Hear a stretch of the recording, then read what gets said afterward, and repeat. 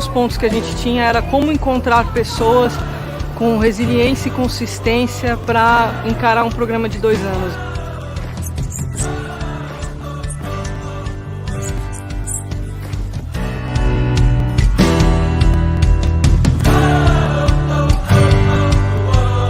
Você tem a capacidade de ocupar aquele espaço.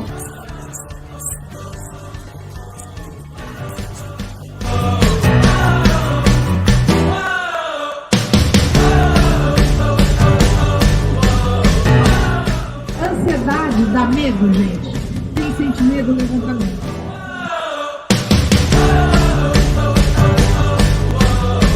Realizei o teste da Ciência de Talento e foi sensacional. Eu acho que seria bem interessante cada vez mais empresas adotarem esse tipo de processo seletivo.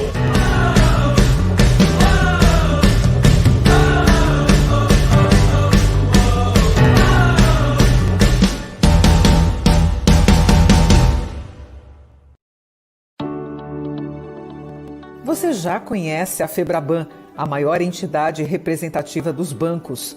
Mas você já ouviu falar do INFE? O INFE é o Instituto Educacional da Febraban, que oferece cursos, soluções personalizadas, summits e certificações de assuntos financeiros no mercado empresarial. Nosso objetivo é compartilhar toda essa experiência de décadas e garantir uma educação eficiente que possa aprimorar o desenvolvimento do setor financeiro. Por isso, contamos com um time de profissionais reconhecidos pelo mercado. Somos uma rede com mais de 115 bancos associados, além de professores, consultores e especialistas conectados. Nossos conteúdos podem ser entregues em diferentes formatos para alavancar as competências no cenário empresarial. Além disso, nosso portfólio abrange os principais e mais discutidos temas da educação executiva, com certificações reconhecidas que fazem a diferença no mercado. Já são mais de 200 mil profissionais impactados pelo nosso ensino e queremos deixar essa corrente ainda maior, porque uma educação de qualidade é a chave para transformar o mundo. Saiba mais sobre o INFE através do site e das redes sociais. Entre em contato com a nossa equipe.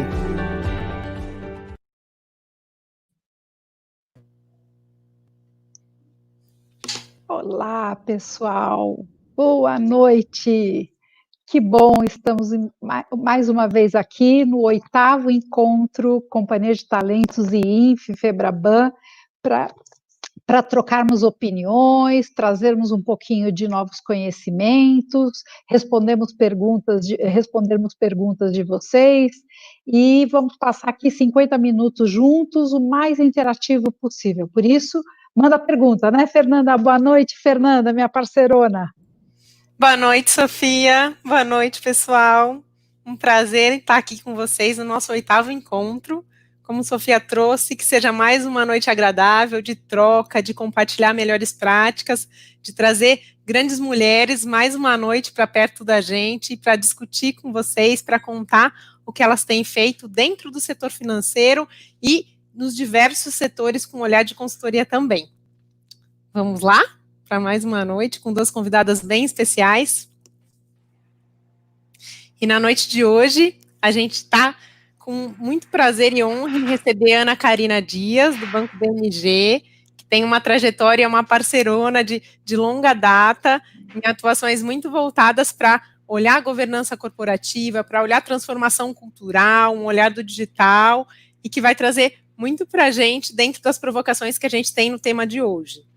E junto com ela, Juliana Pereira, uma das nossas conselheiras aqui dentro da Febraban, de autorregulação bancária, que também é uma advogada, trabalha e é presidente da IPS Consumo, e vai contribuir com o olhar que a gente tem procurado mesclar junto com esse olhar do segmento bancário, de trazer um olhar de mercado, trazer um olhar também de provocação, de consultoria, do que tem ocorrido em outros setores para além do nosso segmento. Sempre com o objetivo de troca, como Sofia trouxe, de trazer perguntas e fazer um bate-papo bem gostoso entre nós.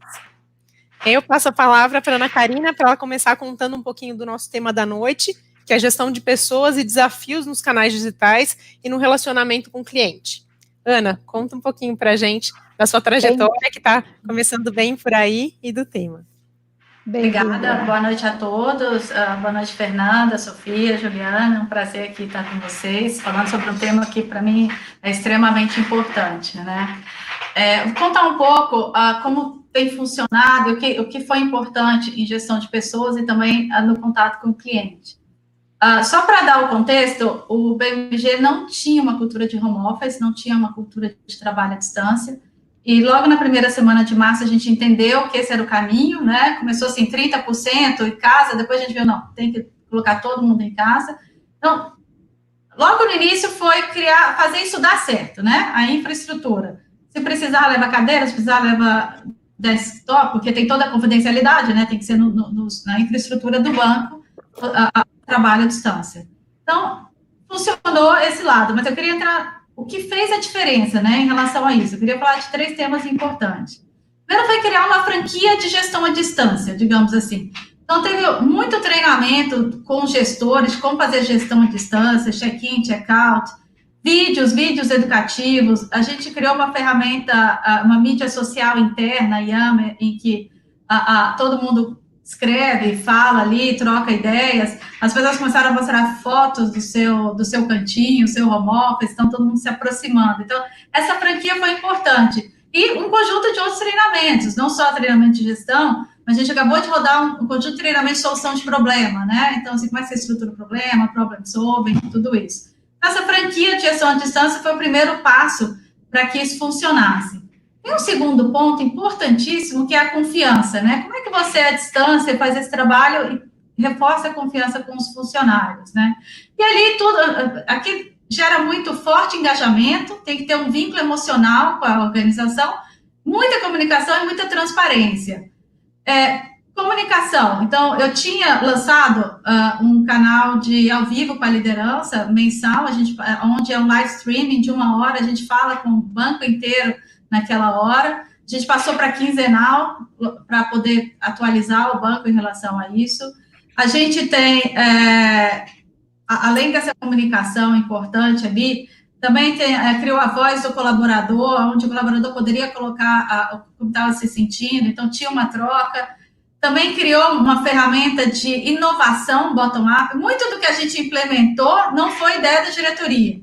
Foi nessa ferramenta, tinha acabado de lançar essa ferramenta de inovação, a gente chamou de Idealize, né? Em que os funcionários precisavam ter um sócio, você não podia ter uma ideia sozinho, você tem que ter um sócio, você lança a ideia ali. Então, assim, a gente ajustou muita coisa no home office, de ideias que vieram do Idealize, agora as ideias estão ainda mais estruturantes, né? Então, a diretoria tem discutido as ideias desse Idealize. E também um lado assim, de saber se a pessoa tinha o que precisava, né? Você tem o que precisa para estar certo? No início foi, leva a cadeira, faz isso, mas depois foi olhar de fato. Como é que está a sua estação? O que você tem aí? Precisa... Daqui a pouco meus cachorros estão latindo, tá, gente? Tem a cadeira, tem... Um outro ponto foi a psicologia viva.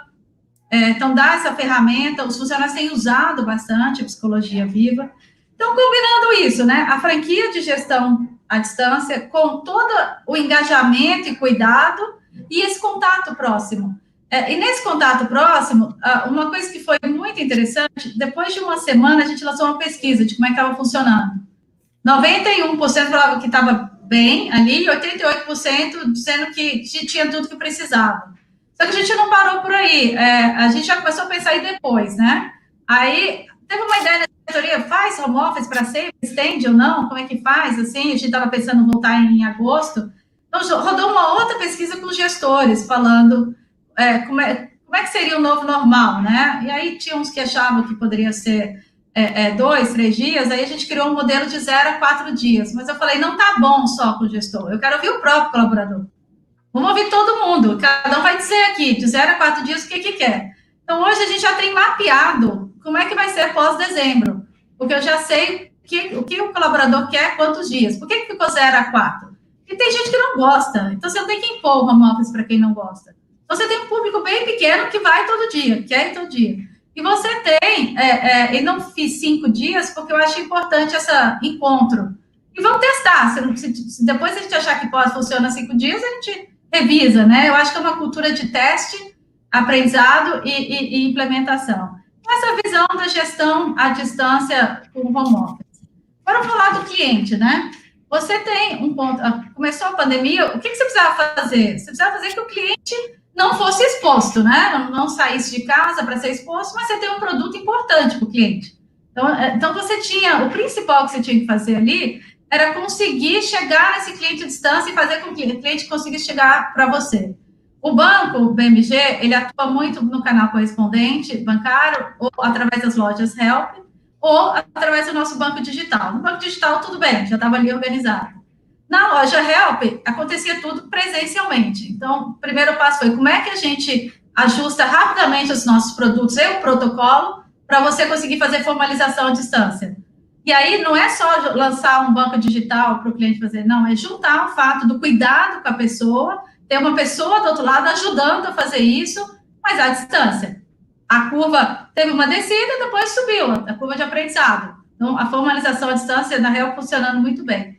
E para os correspondentes bancários, a gente tinha criado uma ferramenta, um aplicativo, ou um aplicativo via celular ou web, de formalização, tanto do empréstimo consignado quanto do cartão consignado. E aí foi um trabalho forte ali de engajamento e trabalho com eles para que você aumentasse muito a utilização dessa ferramenta. Porque com isso você conseguia fazer com que o cliente pudesse adquirir os produtos, mas uma posição mais segura, né, dentro da sua casa. E agora, quando precisava ir à loja ou agência, também revisou todo o protocolo para que fosse com todas as condições de higienização ali. E aí, sim, ter esse cuidado. E se tivesse algum caso, alguma suspeita, fecha ali, todo mundo sai até passar os 14 dias. Então, o mais forte com o cliente foi continuar com esse cuidado que a gente tem com o cliente, mas à distância. E aí também, WhatsApp, a gente tinha uma forma do cliente falar com a gente, não só via call center. Aumentou 10 vezes o número de clientes via WhatsApp. Então, tem funcionado muito bem. E a gente continua nessa pegada de esse é um novo normal. Trabalhar físico, mas também à distância. Ana Karina, conta em um minutinho sobre você para o público. O público gosta de conhecer um pouco da gente. Quanto tempo você está no BMG? Conta rapidinho tua trajetória e a Ju também depois conta dela. Joia. Eu fiz a minha carreira na McKinsey & Company como consultora, entrei em 2000 e fiquei lá por 19 anos. Fui sócia nos últimos 9 anos na McKinsey. E dentro da McKinsey, trabalhando muito no sistema financeiro. Conheci a Fernanda num desses projetos do sistema financeiro. E ao final de 2018, eu tomei a decisão de sair da McKinsey e em março fui para o BMG como presidente do conselho. Eu não assumi como CEO, não era naquele momento. Eu fui ser presidente do conselho e implementar todo o trabalho de nova governança e transformação. Como é que seria essa governança nova do banco? E depois, chegou no final do ano, eu fui convidada, então, para mudar de cadeira. A gente remanejou ali e eu fui convidada a assumir, até por esse trabalho todo de implementação da governança que tinha sido feito e essa transformação do BMG. Então, eu sou CEO do banco, fui nomeada, né, pela Assembleia de Acionistas desde início de fevereiro. Ou seja, peguei essa pandemia, assumi o cargo e peguei a pandemia. Vamos lá, vamos fazer. Mas o banco tinha já, nessa transformação que eu falei do ano anterior, já desenvolvido os alicerces necessários, que ajudou muito. Uma governança clara, um modelo de tomar decisão claro, a gente conseguiu agir muito rápido para essa mudança toda. Ótimo. Que bom. Obrigada, Ana. Parabéns. Obrigada. É um prazer estar aqui. Que bom. Juliana Pereira, é contigo. Conta um pouquinho para a gente da sua trajetória e conta dessa visão de outros setores. Eu acho que é legal que a Ju traz sempre uma provocação do que tem acontecido de forma geral em diferentes segmentos. Prazer estar aqui contigo. Olha, primeiro eu queria agradecer imensamente o convite do INFE e da Companhia de Talentos. Tá numa noite dessa com 4 mulheres sensacionais, né? Então, nossa, a força feminina fazendo acontecer, isso me enche de orgulho. Diferente um pouco da Ana, a minha trajetória profissional eu comecei muito jovenzinha, né? Eu me dei conta esses dias que tem 30 anos que eu tenho carteira assinada. Mas fica tranquila, eu só tenho 46 anos, não tenho problema com dizer isso, não. E eu passei 8 anos da minha vida profissional numa empresa de varejo, que não existe mais, que era a Rede Sé Supermercados, então eu posso fazer merchan, não existe mais, tá? Não sei se a Sofia lembra do seu Igor Borges, claro que lembro. Que era nosso diretor de RH. Um querido. Uhum. Depois fiquei 16 anos no poder público, entre PROCON, eu fui diretora de um PROCON, depois eu fui assessora da Secretaria de Direito Econômico no Ministério da Justiça, e aí eu fui fazendo uma trajetória no Ministério da Justiça na área de consumidor. Fui responsável pela integração dos PROCONs no Brasil, então talvez o meu grande projeto no poder público tenha sido esse, que é o SINDEC, que integrou todos os PROCONs. Fui diretora do Departamento Federal, depois fui secretária nacional do consumidor. Para meu orgulho, a gente ajudou a criar essa secretaria. Hoje é o Luciano Tim, o secretário nacional, uma pessoa que eu saúdo aqui. E depois eu passei 3 anos no board de uma companhia, 3 anos como executiva de uma empresa que eu tenho muito orgulho, que é a Qualicorp, é uma empresa grande, de capital aberto, que trabalha com administração de benefícios, comercialização de plano de saúde. E há 6 meses, Sofia, eu resolvi empreender.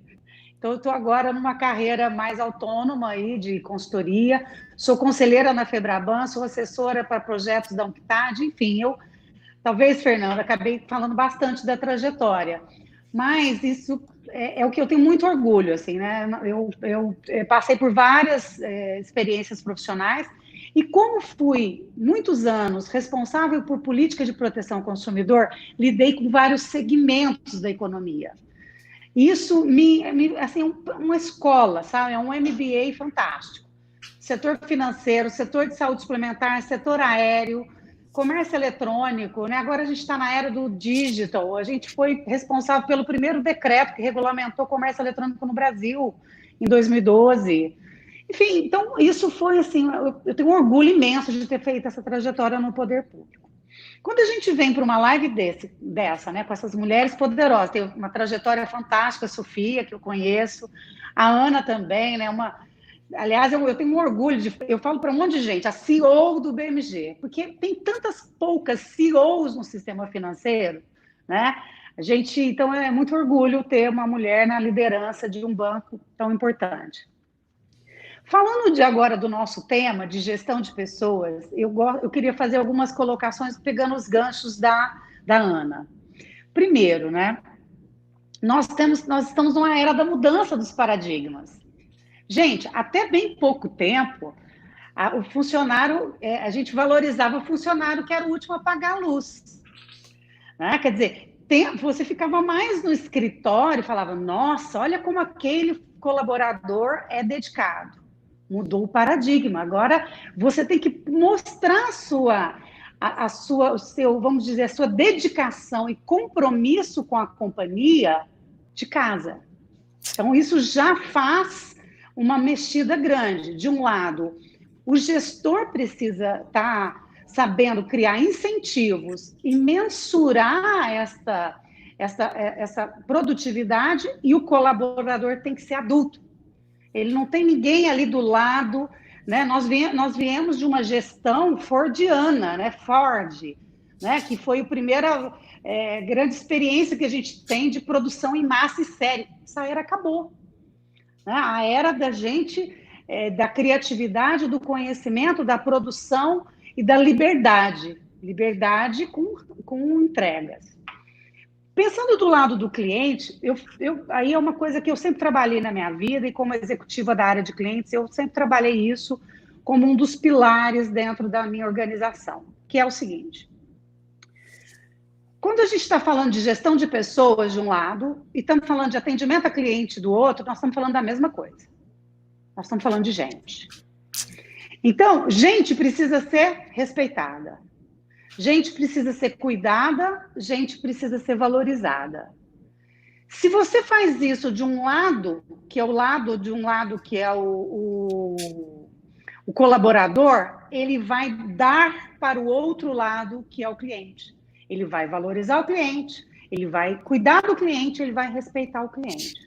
Então, no fim do dia, nós estamos falando da mesma coisa. Nós estamos falando de pessoas. E aí entra um novo paradoxo, que é a coisa do digital, né? A Ana contou aqui para a gente do WhatsApp, da ampliação do WhatsApp, né? De ter que mudar, tirar o pessoal do atendimento pessoal por conta da contaminação, da questão da pandemia. E aí vem um outro paradoxo para a gente lidar também. Eu vivi uma época, né, da parte dos vamos dizer assim, de quando começou a ter URA, sabe, Ana? Eu estava no PROCON, eu era diretora de um PROCON, e os clientes, os consumidores reclamavam muito das URAs, foi quando mudou do atendimento pessoal para o telefônico. E ficou muito robotizado, né? O atendente ficava preso a um script. Quando nós vivemos lá na empresa a migração para o digital, a primeira coisa que a gente percebeu que seria um valor era tirar aquele colaborador do quadradismo de um script, dar para ele condições de fazer diferente.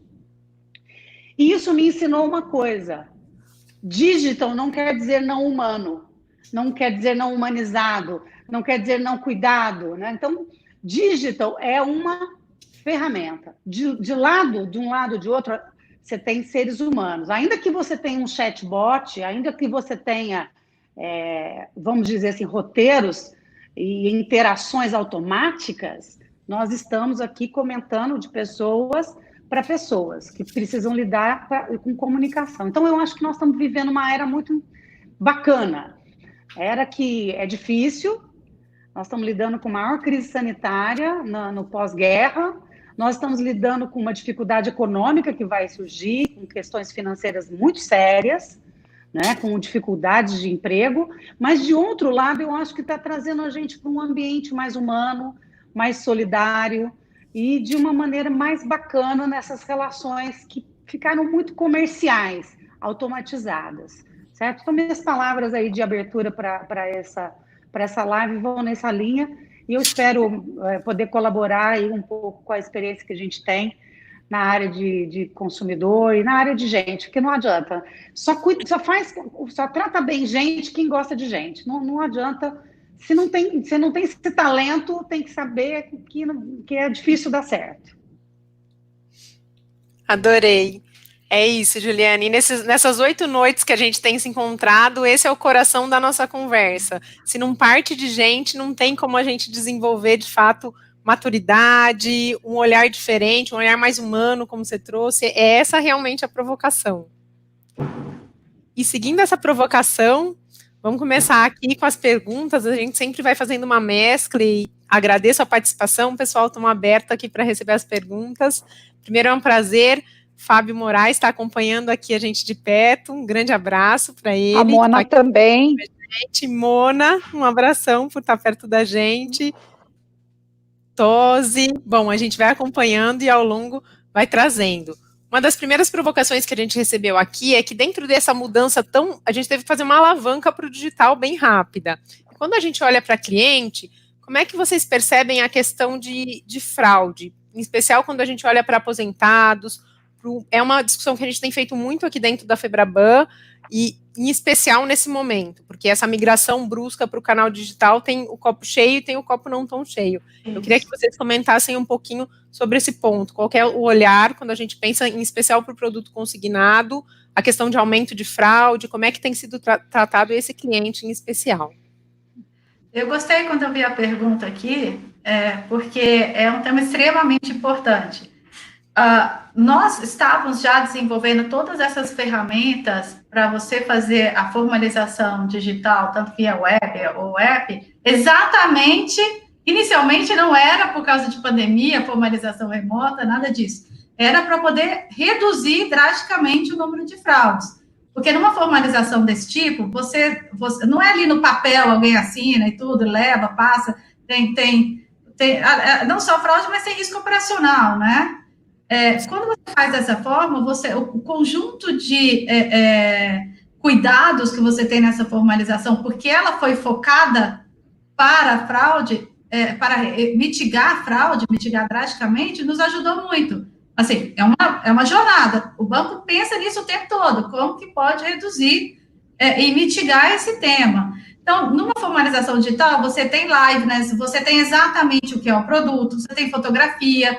Então, você tem você tem o cuidado de saber se a pessoa é aquela mesma, se a pessoa leu o que tem que estar ali, não em letrinhas pequenininhas, mas de um jeito muito mais claro. E a pessoa tem que fazer a formalização. Isso com o apoio de alguém humano, né? O apoio de uma pessoa ali à distância, mas as provas de que aquela pessoa realmente sabe o que está contratando e ela é ela mesma, você consegue com o digital.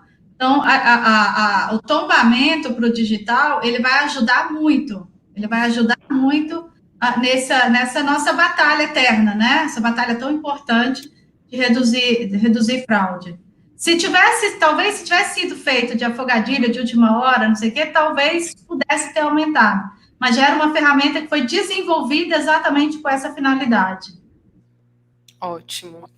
Sabe, Fernanda, pegando o gancho aí, eu acho que falta bastante coisa, e aí fica a dica para o INFE, né? Nós temos muito pouca educação digital para consumidores, assim, sabe?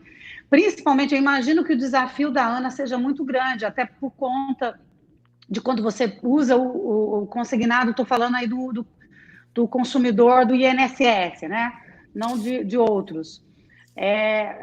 A boa-fé do brasileiro, a gente vê tanta coisa errada, que às vezes a gente começa a achar que a má-fé prevalece, mas não é, a boa-fé. Então, tem muita gente, né? Eu estou passando uma temporada com os meus pais, então eu estou vivendo num ambiente de idosos. E é tão interessante a boa-fé das pessoas, né? Estou no interior, e aí a gente vai ficando tanto tempo longe de algumas coisas, a gente vai se perdendo. E aí é um canal muito, assim, muito fértil para fraude, e talvez uma educação sobre isso, mais, sabe, os bancos, assim, trabalharem para as pessoas não entrarem não caírem nesse conto, porque é muito... a gente vê algumas histórias que são tristes até, né, de ver que as pessoas caem em circunstâncias como essa, né? Eu agradeço, Juliana, eu agradeço, e também tenho vivido muito isso. Eu acho que a gente tem vivido diferente, né? Porque a gente vive agora bem no perto, com os pais, com quem é muito próximo da família, e é uma provocação que vale dividir, gente, que a gente tem feito, inclusive, dentro da Febraban. A Mona, que está acompanhando a gente aqui, trabalha em parceria com a gente com o Olhar Comunicação, então a gente tem trabalhado muito com o olhar de educação e comunicação juntos. O que a gente pode fazer que atinja com um olhar de escala, de massa, que vá na contramão do que a gente tem visto que não é bacana. Então a gente tem que caminhar por esse caminho também. Só reforçando aqui, isso para mim é extremamente importante, né? Quando a gente fala da missão do banco, né, que é popularizar o serviço financeiro, se você ter inclusão, não tem como você fazer isso sem educação financeira. Há pouco tempo a gente fez um hackathon, foi super legal, e o tema era exatamente isso. Você teve um grupo grande de pessoas ali, com esse desafio, o nosso tema foi como fazer para melhorar a educação financeira. E aí vieram várias ideias ótimas, tiveram 3 vencedores e tudo, e a gente vai trabalhar nisso. E, em paralelo, não é só a educação final, do consumidor final, mas a educação também do intermediário, né? De quem tem que explicar para o consumidor final também é importante essa educação financeira. Então, aqui tem um prato cheio importantíssimo, nossa obrigação, né, acho que de todos os bancos, das instituições, de realmente ter um olhar forte nisso e reforçar essa educação financeira, principalmente para o público que não entende isso. Não é exposto, né? Sim, sim. E aqui a gente caminha com essa provocação também, gente. Eu acho que tanto com a provocação de tem há mais ou menos 10 anos um trabalho que a gente faz, que é Meu Bolso em Dia, com esse olhar muito forte de educação financeira, que esse ano vai tomar ainda mais corpo para estar disponível o máximo possível. Hoje ele já é digital, mas a ideia é que tenha cada vez mais abrangência e proximidade. Porque eu acho que essa provocação que a Juliana trouxe do humanizado e do próximo é o que a gente cada vez tem mais provocado também. Qual que é a linguagem que eu estou falando, né? Até porque comunicação é o que o outro entende, né? Não é aquilo que a gente fala. Sim, Perfeito. é isso mesmo. Então, se você está falando com um aposentado, se você está falando com uma pessoa que não está tão incluído digitalmente, que vai ser incluído bruscamente por conta da pandemia, eu fico imaginando essas pessoas que estão recebendo um auxílio emergencial. Sim. Meu Deus, milhares deles não eram bancarizados, né? E aí, de um dia para o outro, ele não vai para o banco, ele tem que usar um aplicativo. Então, nós temos vários Brasis dentro do Brasil, desafio não é é um só, enorme. né? Por isso eu falo... Quer falar alguma coisa, Ana? Não, desculpa, que eu tinha acabado. O ponto aqui importante, eu nem acredito que é possível a gente migrar para o digital no Brasil. Assim, a gente vai virar essa chave. Eu falo muito ali no BMG, a gente usa muito a estratégia do digital, né? Que você tem que ter a combinação do humano com o digital. Porque você precisa desse apoio. Esse apoio é importante, né? Assim, nem todo mundo consegue migrar de uma vez. E você acreditar, tá bom, eu dei um smartphone, dei um aplicativo, agora se vira. Desiste, não vai funcionar. Você tem que ter esse cuidado todo e alguém para ali, e não só explicar usar a primeira vez, explicar também quando tiver dúvida. Então, essa troca é muito importante. É mesmo que seja um WhatsApp, mas tá bom, alguém está me respondendo, e está me respondendo rápido, né? Então, é importante isso. Eu acho que é muito difícil a gente crer que o digital é, a partir de agora, fazer tudo através de um aplicativo e esquecer que tem que ter um humano de outro lado. Que ótimo. Gente, eu nunca vi tanta gente importante acompanhando aqui uma live. Agora, Fernanda, Glaucimar Petkov com a gente. Um beijo, Glaucimar, que bom ter você aqui. A Glaucimar é diretora executiva de RH e Marketing do Bradesco. Obrigada por estar nos ouvindo. Eu vou direcionar agora uma pergunta para você, Ju, do Armando, que ele pergunta, acho que é uma dúvida que eu tenho visto recorrentemente, se a nossa legislação trabalhista vai conseguir acompanhar as novas demandas de home office. Se você já tem visto alguma coisa nesse sentido, ou a própria Ana estudou isso no banco aí, com o teu setor jurídico, o que vocês acham? Bom, eu vou falar um pouco da minha percepção e o que eu estou vendo, tá? Eu queria também mandar um beijo aí para a Glaucimar, minha colega de conselho lá de autorregulação. Muito obrigada pelo prestígio aqui com a gente. Olha, eu acho que nós, quer queiramos ou não queiramos, vamos ter que entrar para uma era de pactos. Parece tão difícil nós estamos, infelizmente, a gente transformou várias discussões no Brasil de A versus B, B versus A. E isso não está nos levando a nenhum lugar. Então, na questão trabalhista, me parece que vai ter que se fazer um novo pacto. Teve a reforma trabalhista, que teve aí os seus avanços, mas, do ponto de vista, eu tenho uma expressão que muita gente não gosta muito que eu uso, mas eu vou ter que falar de novo, que nós precisamos desinfantilizar as relações, né? Nós estamos num processo de avanço como sociedade, nós precisamos desinfantilizar, então, alguns diálogos. E no trabalhista, eu não tenho dúvida que isso vai acontecer. Porque se de um lado você vai ter que fazer a questão de jornada, carga horária, até para ter um nível adequado desse trabalho, de outro, você também pode estar, o benefício você está livre do trânsito. Eu moro em São Paulo, né? Se você, o itinerary, né, para usar uma expressão do direito trabalhista, é uma coisa horrorosa, né? Para quem, às vezes, você mora 20 quilômetros do seu trabalho, mas você gasta 1h30, 2 horas.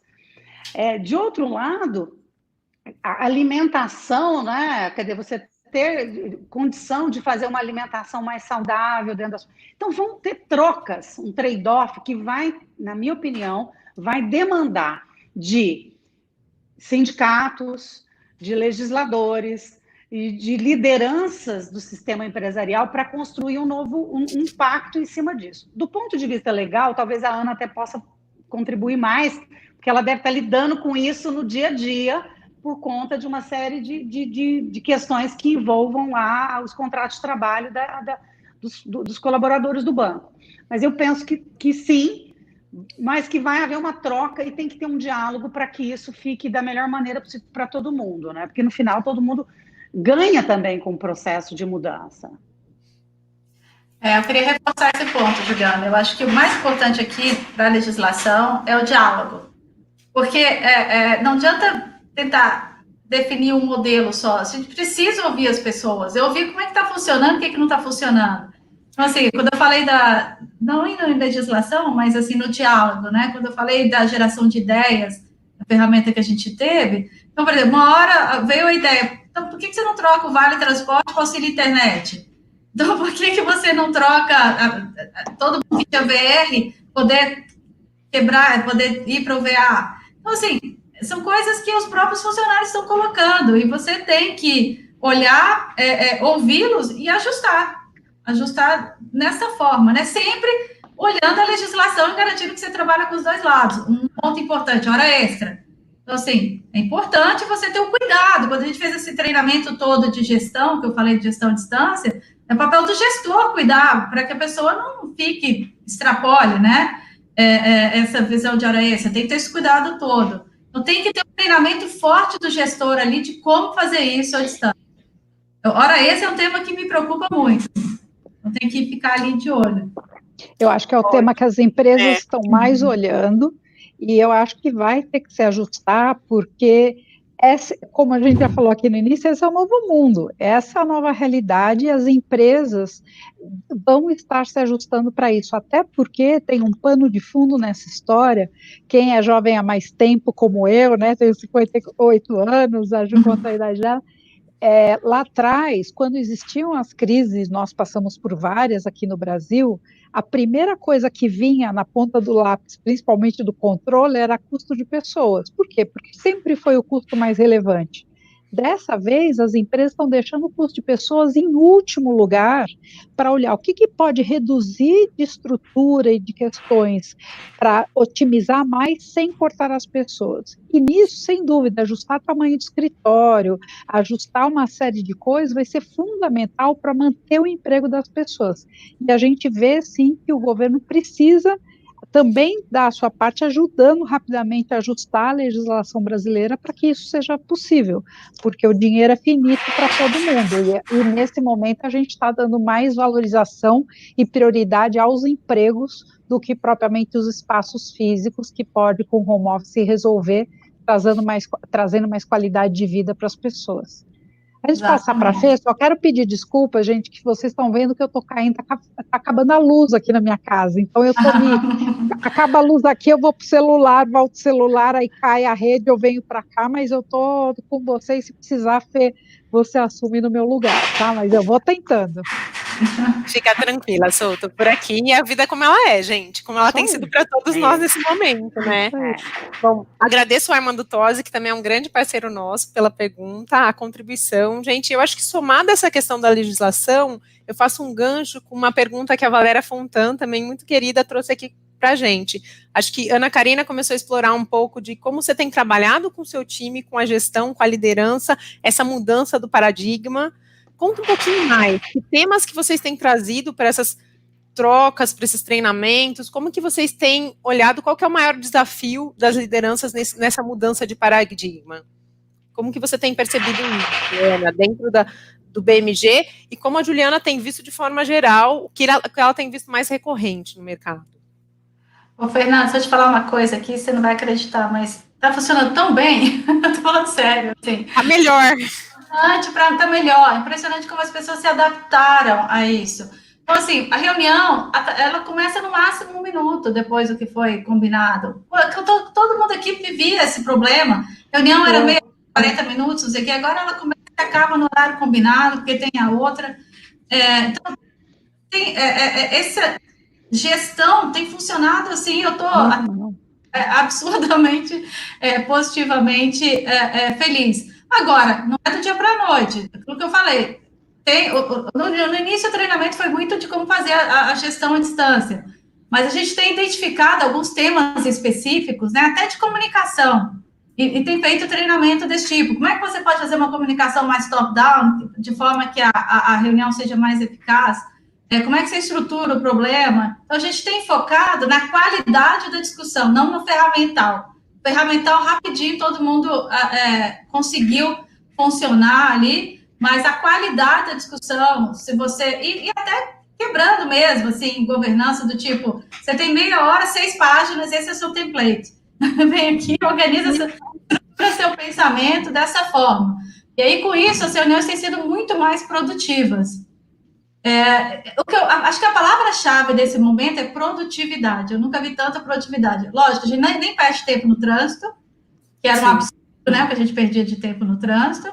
E você começa na hora, você acaba na hora, você tem estruturado melhor sua comunicação, você tem estruturado melhor a qualidade das discussões. Hoje de manhã a gente fez um workshop de planejamento estratégico à diretoria que funcionou super bem à distância.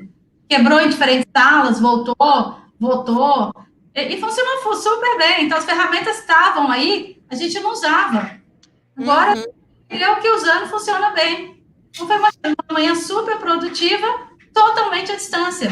Então, o meu ponto é como ser mais produtiva a discussão do que como usar o ferramental.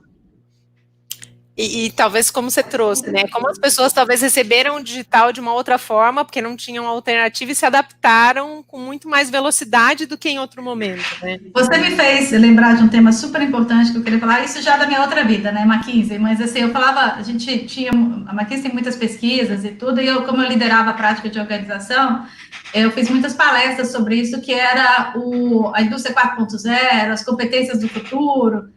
E quando você via as competências do futuro, elas estavam todas ancoradas nas competências humanas, né? O que ia fazer que fosse repetição, coleta de dados, dados você não precisa, mas você precisa interpretar o dado, você precisa lidar com ambiguidade, você precisa trabalhar de uma forma colaborativa. E falava isso, futuro, como se fosse, apesar de estar perto, como se fosse lá na frente, né? O que aconteceu? E o que fazia com que não andasse rápido eram as barreiras psicológicas. Com essa necessidade, a gente virou a chave do dia para a noite, que as barreiras caíram. A tecnologia estava aí e a vontade dessas competências também estava aí, mas a barreira nos impedia. Então, agora, o que você tem que trabalhar tanto com os seus colaboradores, quanto na ajudar os clientes, tem muito mais nesse ponto, de ficar tranquilo na ambiguidade, de fazer alguma coisa rápida, testar e voltar, de ter um bom problem solving, de trabalhar de uma forma colaborativa, de ter mais empatia. Empatia é fundamental, nesse momento é fundamental você ter empatia. Então, esse tipo de coisa, esse tipo de competência que a gente tem puxado muito dentro do banco. E eu acredito que é o que vai fazer a diferença. Quem vai ganhar ou não esse jogo, eu não sei se é um jogo, mas acho que é importante que vai sair na frente é quem realmente acredita nas competências humanas. Ótimo ponto. E a gente tem nos provocado muito a isso, né? Junto com a Sofia, a gente tem feito, inclusive, algumas rodas aqui dentro da Febraban, fizemos um trabalho de design thinking super estruturado em parceria para levantar. Então, que competências são essas que cada vez mais a gente tem que alavancar, né? Juliana, conta um pouquinho e complementa o que você tem visto em termos de desafio e paradigma e dessas competências. Olha, eu estava anotando aqui, né? E aí a Ana falou sobre produtividade, porque eu ouço isso recorrentemente, tá? De vários ambientes que eu navego. Agora, o que eu acho que vem dessa produtividade? Aí eu também vou concordar com o que a Ana falou, a objetividade. Eu acho que esse momento do trabalho à distância, do home office, ele acabou com alguns desperdícios de tempo. Então, vamos combinar que todos nós, a coisa de reunião em escritórios, em empresas e governos, etc., já estava assim um pouco, bastante, até assim, estereotipada, né? Você estava... Não, eu não estava trabalhando, eu estava em reunião. Eu estava numa reunião, eu não estava... Então, eu acho que, de alguma maneira, isso nos permitiu ser mais objetivos na fala, ser mais objetivos na pauta, nos prepararmos um pouco mais e combater o desperdício de tempo, sabe? Claro que aí eu vou fazer um outro lado dessa moeda. Eu acho que é muito importante também aquele papo do cafezinho, né? Aquele momento. Eu, por exemplo, vou falar de mim, eu gosto muito de trabalhar com gente. Então, eu gosto de brainstorm com a equipe, eu gosto de estar, sabe, de ouvir, assim, porque as grandes ideias vêm sempre naquele momento, o insight vem do bate-papo, às vezes que você tem com um colaborador, não é nem com o gestor que está ali direto, é ouvir um colaborador. Então, eu acho que isso, gostei muito da ideia até da Ana colocando aí do 0 a 4, quer dizer, de criar ambientes, ela está pensando lá no BMG, vão estar trabalhando, acho que é isso, né, Ana? Para os espaços de encontro. Exatamente. Só que eles ficam mais objetivos, assim, né? Então, agora, o que vai exigir da gente, dos gestores? A competência da liderança. Ser chefe é uma coisa, ser líder é outra, né? Então, liderar é um desafio para as organizações que o coordenador, o gerente, o superintendente sejam líderes e não sejam só chefes. Por isso que eu adorei também a coisa das competências humanas. Olha que coisa maluca. Delícia. Não, Sofia, vamos pensar maravilhoso. do ponto de vista... quer dizer, nós estamos falando uma de luta tecnologia. De muitos anos. Nós estamos falando de tecnologia, mas no final nós estamos falando de empatia. Pessoas. Nós estamos falando de pessoas, de liderança. A gente está falando de humanização, agora estamos falando de líderes vulneráveis, né? Que delícia, que acabou a época do Superman para a Liga da Justiça, onde todo mundo se une e aí vence o planeta, ajuda o planeta todo mundo junto, né? Não só um super-herói, vários super-heróis dentro das empresas. Exatamente. Legal. Olha, a gente está indo aqui para os últimos 5 minutinhos, passa muito rápido, né, menina? Nossa, é inacreditável. Tem muitas perguntas, infelizmente não vai dar para fazer todas, mas acho que a Glaucimar está fazendo uma aqui que acho que interessa muita gente, que é como vocês percebem a gestão do Banco Central frente à educação financeira? Quer que eu comece a responder? Sim, Juliana, passa essa para você. Eu queria começar, porque agora vou ter meus 30 segundos de nostalgia. Eu contei para a Fernanda que eu estava no governo quando eu comecei a participar da Estratégia Nacional, né, de Educação Financeira. Me lembro quando se levou aí a realeza da Holanda, veio aí no Brasil para fazer toda a nossa... mostrar o que estava acontecendo na Holanda. Fui membro do CONEF há muito tempo, vi o INFE nascer, estou ficando velha. Então, eu acho que, pelo menos historicamente, as políticas públicas, MEC, Ministério da Economia e Banco Central, esses 3 organismos, sempre, historicamente, entendiam isso como uma prioridade, né?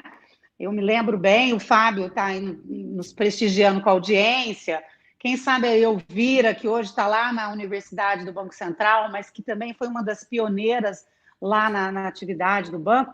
Por quê? Porque quando nós estamos falando de educação financeira, nós estamos também trabalhando no equilíbrio e na sustentabilidade. A gente está trabalhando no crédito consciente, nós estamos trabalhando com o combate à fraude. Educação financeira não é fazer orçamento doméstico.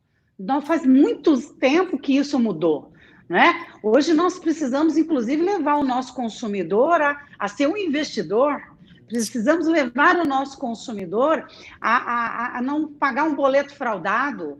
A educação financeira ela é tão ampla que eu imagino e quero crer que tanto o Banco Central quanto o Ministério da Economia tenham e continuem a dar essa prioridade, porque isso é importante para a sustentabilidade dos sistemas. Nós não estamos falando aí de nada menos do que o equilíbrio, né, da contratação. Nós temos um projeto de lei falando aí do superendividamento, tem toda uma mobilização social para aprovação desse projeto de lei. Esse dá um outro tema para se discutir aqui, mas o que eu queria dizer é o seguinte: no Brasil a gente já tem muitas leis, vamos ter mais, não tem problema, mas o que nós precisamos fazer é acontecer, fazer com que as coisas aconteçam. Então, as políticas públicas e as boas práticas das empresas, né, precisam acontecer. E as empresas têm a condição de exercer esse protagonismo. Ótimo. Quer ir para você quer falar alguma coisa, Ana? Ou podemos ir para a última para dar tempo da Mona? Vamos então para a Mona. Podemos, para dar tempo. Joia. Então, vamos lá. E é legal que essa da Mona traz, inclusive, uma mensagem que combina bem com o fechamento. Bom, Mona, ótimo ter você aqui com a gente, e a Mona nos provoca a pensar que tipo de informação, Juliana e Ana, vocês acham que seria interessante passar para os 54 milhões de novos bancarizados que esse momento trouxe para a gente? Eu acho que a Juliana até pegou um pouco desse gancho que eu estava falando de educação financeira, que é também o cuidado, né? Você passa a ser bancarizado, o que cuidado você tem que ter, cuidado com a sua informação, cuidado para não cair em algum tipo de fraude. Então, esse cuidado, ele é fundamental. Gostei muito quando a Juliana levantou esse ponto, né? Educação financeira não é só fazer a educação dos seus gastos em casa, mas sim você conseguir lidar com essa situação. Mas tem um outro lado também, é um mundo de oportunidades que abre, né? Então, quando você passa a ser bancarizado, quando você tem um cartão de crédito, você pode começar a fazer compras online, você entra no e-commerce. Então, assim, você abre um conjunto grande de oportunidades para a pessoa que ela não tinha. Assim, se você não é bancarizado, ali tem que estar no físico, ali, a troca do dinheiro, né? Isso é muito mais complicado. Agora, quando você passa a ser, como é que você usa tudo isso, né? O que te abre ali para você usar? Eu acho que esse tipo de informação, você tem que mesclar o risco que você tem de ser fraudado, de não passar suas informações, o cuidado das suas informações, mas ensinar para a pessoa um mundo de oportunidades que passa a ter, que melhora a vida da pessoa. Melhora. Assim, é muito bom você conseguir bancarizar as pessoas. Você vai para outro patamar de oportunidades que o não bancarizado não tem.